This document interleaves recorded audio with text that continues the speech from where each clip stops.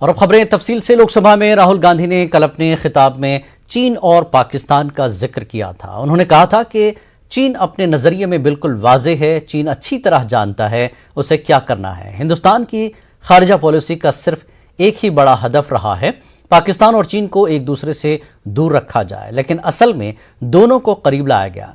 BJP हुकूमत रोजगार देने की बात करती है, मगर सच ये है कि 2021 में करोड़ों अफराद की नौकरी चली गई।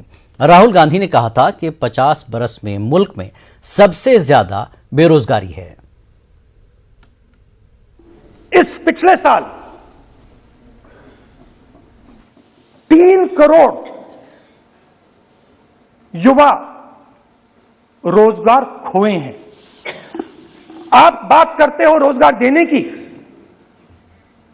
2021 में 3 करोड़ युवा रोजगार खोए हैं। 50 साल से सबसे ज्यादा बेरोजगारी आज हिंदुस्तान में है। आपने मेक इन इंडिया की बात की, स्टार्टअप इंडिया की बात की, मगर जो रोजगार हमारे युवाओं को मिलना चाहिए वो नहीं मिला, और जो था वो गायब हो गया। और यह सच्चाई है, और इस सच्चाई को आप भी पहचानते हो, क्योंकि आपने भी अपने भाषणों में रोजगार के बारे में कुछ नहीं कहा। कितना रोजगार पैदा किया गया है, किस प्रकार किया गया है, उसके बारे में आपने नहीं बोला, और आप बोल भी नहीं पाएंगे, क्योंकि अगर आप बोलेंगे तो हिंदुस्तान का युवा आपकी ओर देख के कहेगा कि ये मजाक कर रहे हैं। तो ये स्थिति पैदा कैसे हुई? यूपीए की सरकार ने, आपने पूछा 60 साल की बात आपने कही, यूपीए की सरकार ने 23 करोड़ लोगों को गरीबी से निकाला था 10 साल में। हमारा आंकड़ा नहीं है, हमारा आंकड़ा नहीं है, हमारा आंकड़ा नहीं है।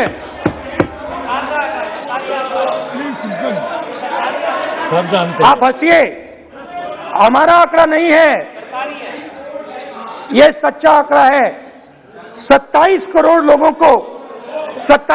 लोगों को हमने गरीबी से निकाला था, और 23 करोड़ लोगों को आपने गरीबी में वापस डाल दिया। तो आज हिंदुस्तान में आप made in India, made in India, made in India की बात करते रहते हो। मेड इन इंडिया हो ही नहीं सकता। आज बात खत्म हो गई है, क्योंकि मेड इन इंडिया वाले हैं कौन? मेड इन इंडिया वाले स्मॉल मीडियम वाले हैं, उनको आपने खत्म कर दिया। मेड इन इंडिया वाले कौन हैं? असंगठित लोग हैं, उनको आपने खत्म कर दिया, हटा दिया, परे कर दिया। मेड इन इंडिया नहीं होने वाला है। अरे भाई, मेड इन इंडिया करने के लिए स्मॉल और मीडियम इंडस्ट्री को ही बड़ा करना पड़ेगा। 46% drop in manufacturing jobs in India. Why? Because you have destroyed the unorganized sector. Why? Because you have destroyed MSMEs. That is why you are focusing completely on 5 or 10 people. I don't have a problem with that. I don't have a problem with big industry. Focus on them. But please realize that they cannot produce jobs for you. Small and medium industry is the only people who can produce jobs for you. That is the reality. और हो क्या रहा है? 2 हिंदुस्तान बन रहे हैं, आप यहां पे भाषण देते रहते हो। 10 लोगों के पास 40% हिंदुस्तान से ज्यादा धन है, 10 लोगों के पास। ये कैसे हुआ? ये आपने किया, ये नरेंद्र मोदी जी ने किया। और तो मैं आपको एक सुझाव देता हूं, प्रधानमंत्री जी को आपको सुझाव देता हूं, ये जो 2 आप हिंदुस्तान आप बना रहे हैं, इन 2 हिंदुस्तानों को जोड़ने का काम जल्दी से शुरू कीजिए। स्मॉल एंड मीडियम इंडस्ट्रीज की मदद करना शुरू कीजिए। जो हमारे बेरोजगार युवा हैं उनकी मदद कीजिए। और ये जो आप पूरा का पूरा धन इन्हीं 5-10 लोगों को दे रहे हो, क्योंकि ये आपकी मार्केटिंग करते हैं, आपको टीवी, व्हाट्सएप, फेसबुक पे लगाते हैं, ये काम आप बंद कीजिए, नहीं तो देश का नुकसान होगा। आपका नहीं, देश का नुकसान होगा। राहुल के बयान पर मुख्तार अब्बास नकवी का क्या कहना है, आइए सुनाते हैं। हमारा हिंदुस्तान तो एक ही है, और वो एक भारत है, श्रेष्ठ भारत है।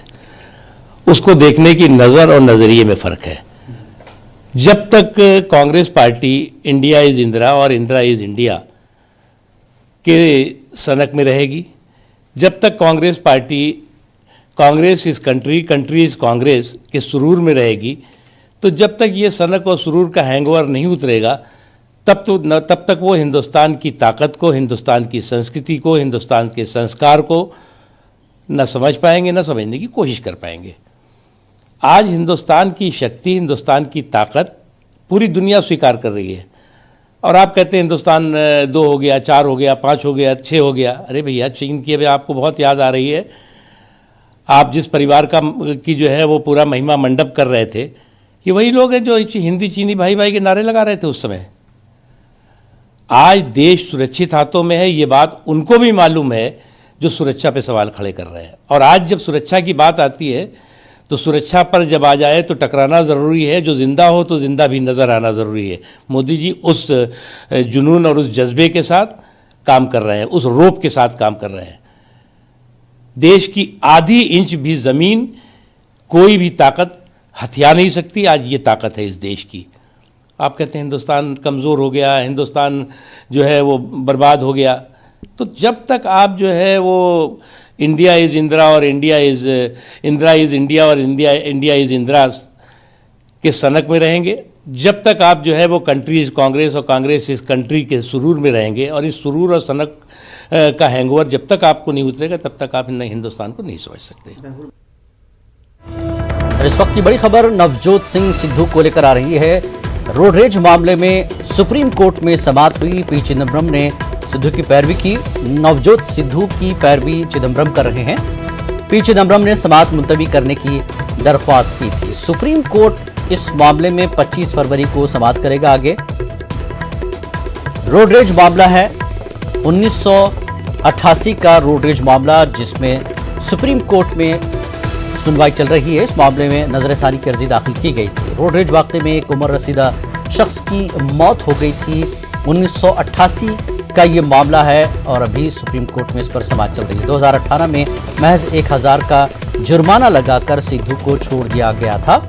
1988 के मामले में एक उम्र रसीदा शख्स की मौत के मामले में सुप्रीम कोर्ट में सिद्धू के खिलाफ मामला चल रहा है, जिसकी पैरवी पी चिदम्बरम कर रहे हैं। और पी चिदम्बरम ने समाअत मुलतवी करने की दरख्वास्त की थी। सुप्रीम कोर्ट इस मामले में अब 25 फरवरी को समाअत करेगा। आपको बता दें, पंजाब कांग्रेस के सदर हैं नवजोत सिंह सिद्धू, और 1988 में रोड रेज मामले में एक उम्र रसीदा शख्स की मौत हो गई थी, जिसके मामले पर अभी भी समाअत चल रही है। तो 2018 में महज 1000 रुपये का जुर्माना लगाकर सिद्धू को छोड़ दिया गया था। अब अगली समाअत जो है 25 फरवरी को होगी रोड रेज मामले में नवजोत सिद्धू को लेकर। पी चिदम्बरम पैरवी कर रहे हैं नवजोत सिंह सिद्धू की। उन्होंने इस मामले पर नजरसानी की अर्जी दाखिल की थी।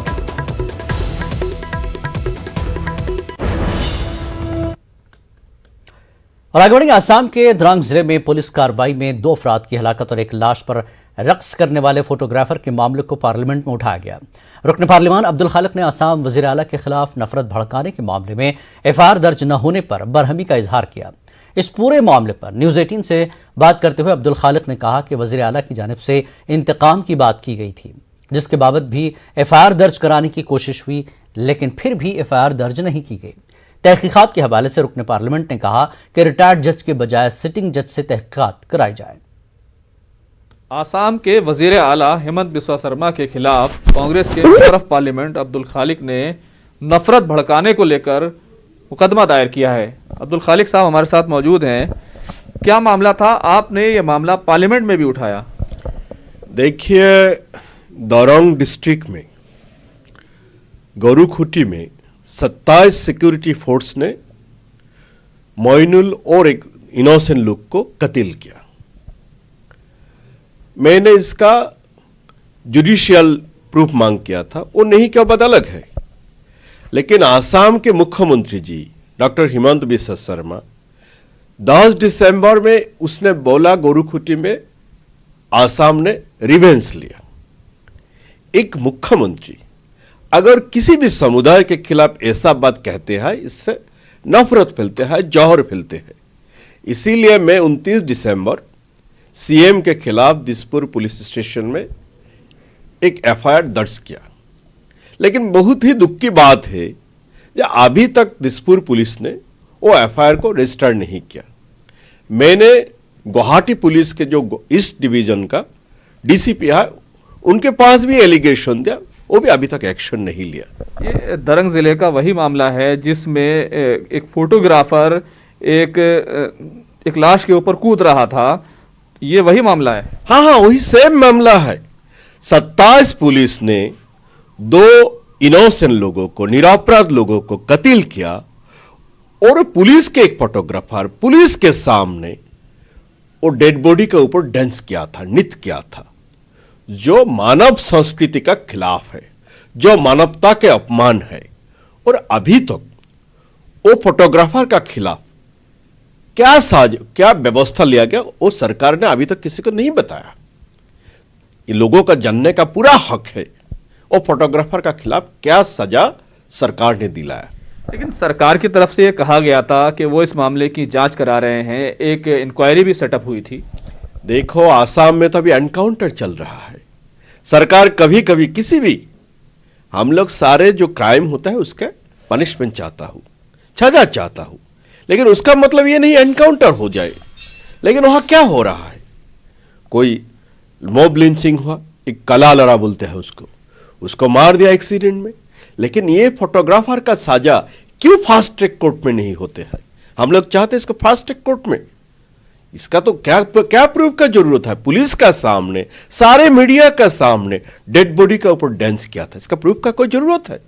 इसको तो फास्ट ट्रैक कोर्ट में इसका सजा होना चाहिए।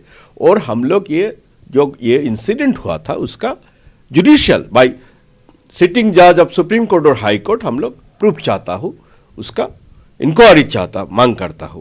लेकिन अभी तो को नहीं किया। वो रिटायर्ड जज थे, रिटायर्ड जजों का ऊपर मेरा भरोसा नहीं है। तो ये वो पूरा मामला है जिसमें एक फोटोग्राफर एक लाश के ऊपर डांस कर रहा था और पूरे हिंदुस्तान में बल्कि पूरी दुनिया में असम को लेकर सवाल उठे थे। लेकिन उस मामले में क्या कार्रवाई हुई और उस फोटोग्राफर को क्या सजा हुई, ये सवाल लगातार उठ रहा है। कैमरामैन फिरोज वानी के साथ खुर्रम शहजाद, न्यूज़ 18 दिल्ली।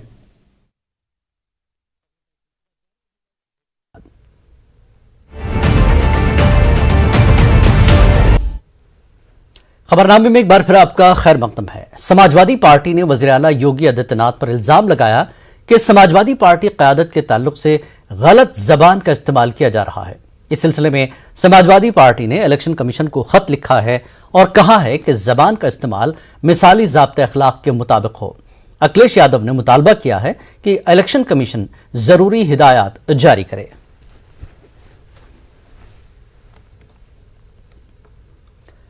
किसान लीडर राकेश टिकैत इंतखाबी मैदान में नहीं उतरे हैं, लेकिन चुनावी जंग में वादों की सियासत करने वालों के खिलाफ जरूर नबर्द आजमा दिखाई दे रहे हैं। न्यूज़ 18 से बात करते हुए राकेश टिकैत ने कहा कि लोगों को बेदार करने का काम किया जा रहा है। हम लोगों से अपील कर रहे हैं कि इलाकाई लीडर जब भी वोट लेने आए तो वो उनसे सवाल पूछें और पुराने वादे याद दिलाएं। हमारे साथ बात करने के लिए मौजूद है किसान नेता राकेश टिकैत। राकेश जी, मिशन यूपी दोबारा से शुरू करने की क्या जरूरत पड़ी? नहीं, हमने तो शुरू ही करा। क्या हमने छोड़ा कब था? ना मिशन यूपी छोड़ दिया, ना मिशन भारत छोड़ दिया।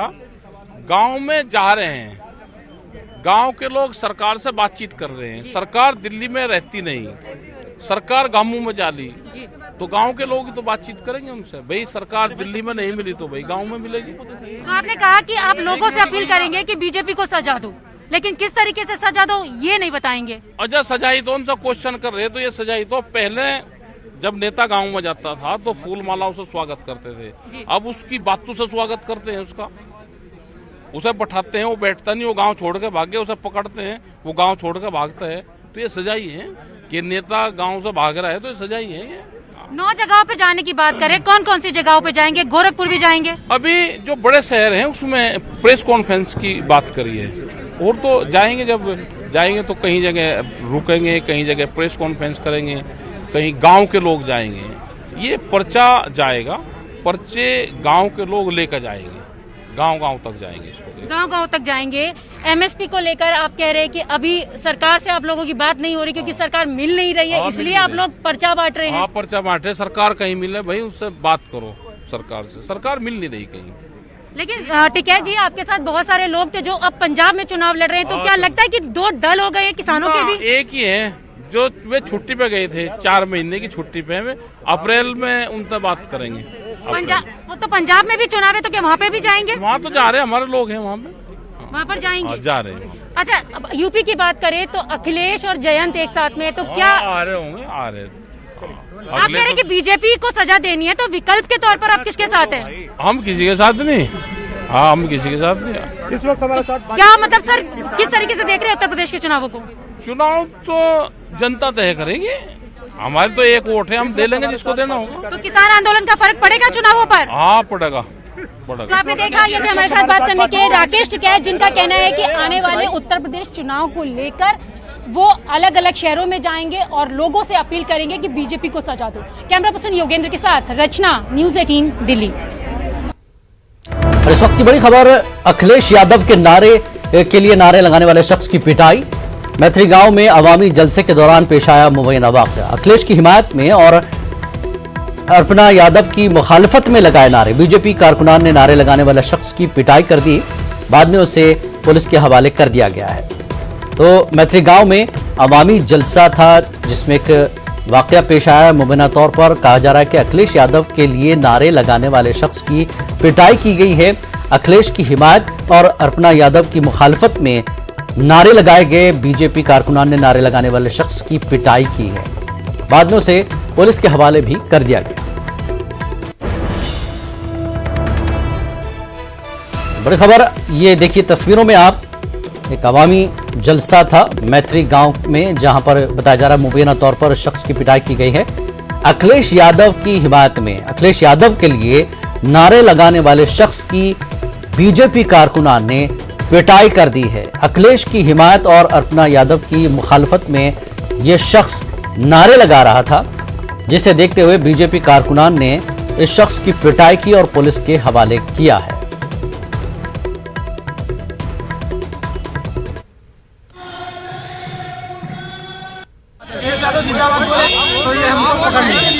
क्या बोला था आपने? अखिलेश यादव जिंदाबाद।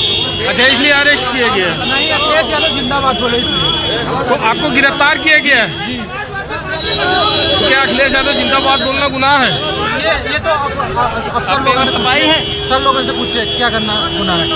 समाजवादी पार्टी से जुड़े हो क्या? जी जी। क्या किस पद पे? अध्यक्ष। क्या नाम है? राहुल यादव, मंडल अध्यक्ष। जी।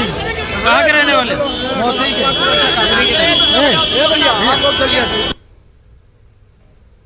तो एक बार फिर बता दें, अखिलेश यादव की हिमायत में नारे लगाने वाले शख्स की मैत्री गांव में एक अवामी जलसे के दौरान बीजेपी कारकुनान ने पिटाई कर दी और पुलिस ने उन्हें गिरफ्तार भी कर लिया है। आपको बता दें, मैत्री गांव में अखिलेश की हिमायत में यह शख्स नारे लगा रहा था और अर्पणा यादव की मुखालफत में इसने नारे लगाए, जिसके बाद बीजेपी कारकुनान ने शख्स की पिटाई की और पुलिस ने पुलिस के हवाले किया।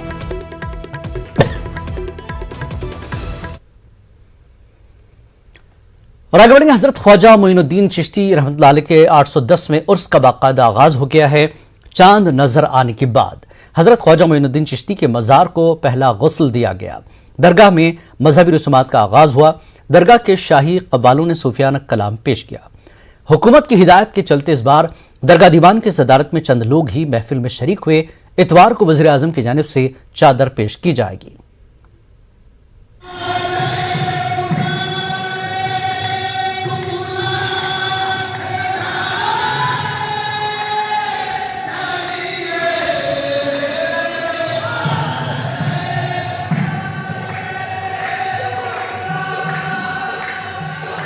हजरत ख्वाजा मोइनुद्दीन हसन चिश्ती के 810वें उर्स का बाकायदा आगाज हो गया है। चांद नजर आने के बाद हजरत ख्वाजा मोइनुद्दीन हसन चिश्ती के मजार को पहला गुस्ल दिया गया। दरगाह में मजहबी रसूमात का आगाज हो गया। दरगाह के शाही कव्वालों ने सूफियाना कलाम पेश किया।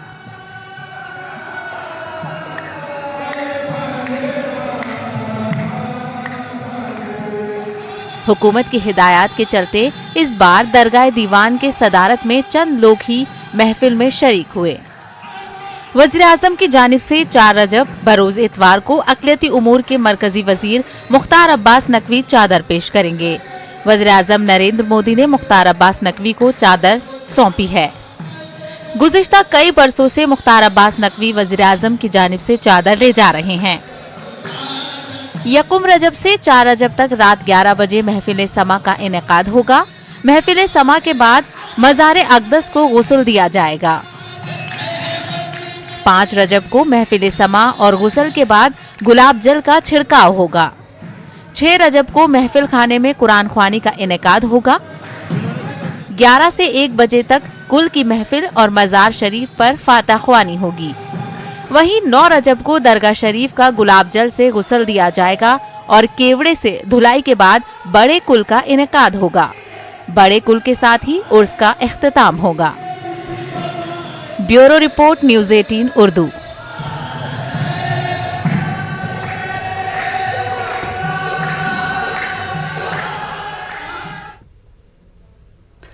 बीएमसी ने तकरीबन 45,949 करोड़ का बजट पेश किया है। गुज़श्ता साल के मुकाबले 17% ज्यादा रकम मुख्तस की गई है।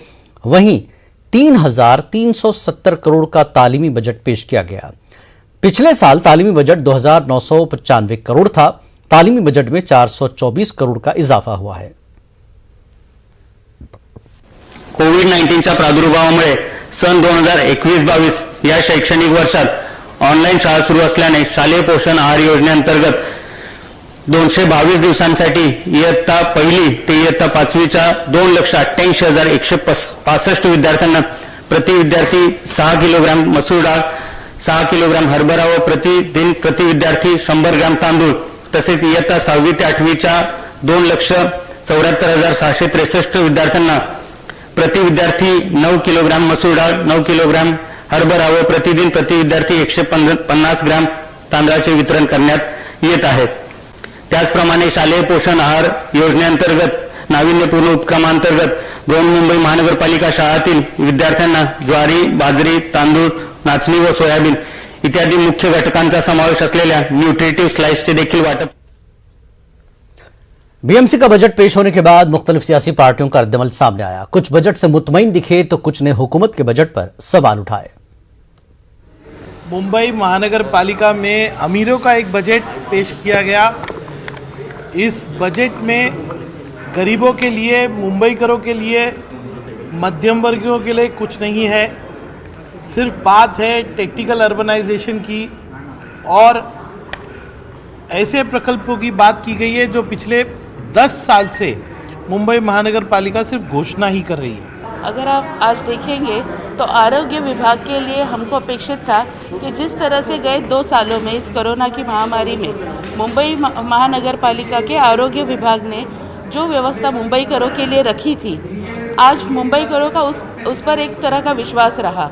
आज हम 3rd वेव की बात करें, 3rd वेव के दरमियान महानगर पालिका के इस बजट में ज़्यादा से ज़्यादा तरतूद जो है आरोग्य विभाग पे होनी अपेक्षित थी और मैं समझती हूँ प्रशासन इस पर धीमी गति से चल रहा है।